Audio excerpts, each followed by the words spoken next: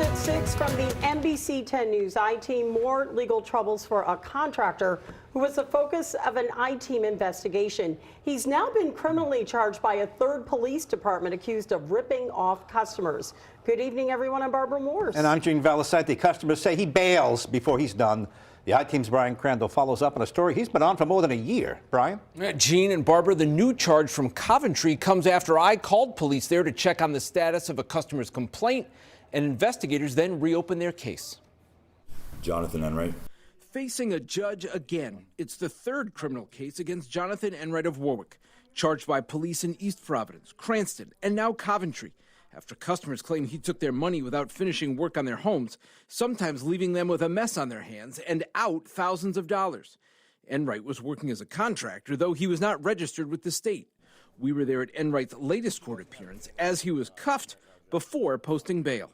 Wanted to see if you had anything you wanted to say to the customers who you're accused of defrauding out of money. Sorry, no comment. The new charge is based on a complaint from Sandy Frazier, one of 4 customers who aired grievances about Enright in our initial story in September of 2024. I just wanted to make a home for my family. I got screwed, plain and simple. Frazier says she hired Enright to do some deck work and replace a roof over one room of her home in Coventry. She told us back then what started as a $25,000 job ballooned to $60,000. Frazier says Enright took down 3 walls and reframed them, which was not part of the original plan. It was always another excuse of why he couldn't come. The project that started in March 2024 sat in limbo 6 months later. Frazier told us Enright stopped work altogether after she refused to pay him more than the $60,000 she already had. She was left with an unfinished ceiling, a crooked door, sloppy siding. So what do you think of what you got for your $60,000? Well, we're on television, so. But I just hope he doesn't keep doing this. A few days after that story aired 15 months ago, Frazier went to Coventry Police to file a complaint against Enright. Meanwhile, other customers had already contacted their local police departments about him.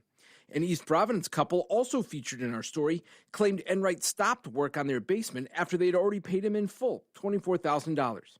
In February of last year, East Providence Police charged Enright with obtaining more than $10,000 under false pretenses and giving a false document to city officials. A few weeks later, Cranston Police also charged him with obtaining money under false pretenses, plus exploitation of an elder of more than $100,000. In that case, the homeowner and family first called police nearly a year earlier. But nothing came of it until I called Cranston Police to ask about the situation. The chief then had investigators take a fresh look, and Enright was charged. After that, I contacted Coventry Police to see what came of the complaint Sandy Frazier logged months earlier. A day after my inquiry, Coventry Police told me they were reopening Frazier's case. Now, 8 months later, they've charged Enright, landing him in court again. What happened to the money? Or do you have any intentions of paying some of them back? All right, so no comment there. State regulators had told us they got complaints from 9 customers about Enright.